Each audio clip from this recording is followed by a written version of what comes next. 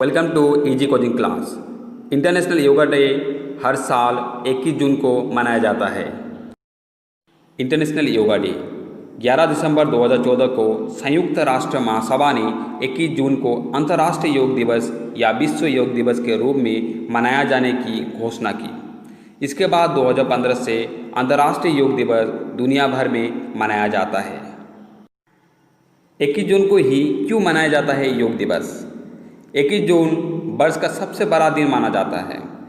इस दिन सूर्य जल्दी उगता है और देर से डूबता है, इसीलिए 21 जून को ही अंतर्राष्ट्रीय योग दिवस मनाया जाता है। इंटरनेशनल योगा डे थीम 2015 सद्भाव और शांति के लिए योग, yoga for harmony and piece.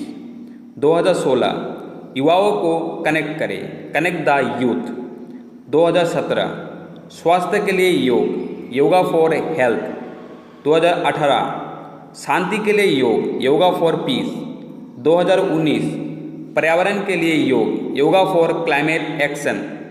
और 2020 घर पर योग और परिवार के साथ योग, yoga at home and yoga with family. Thanks for watching.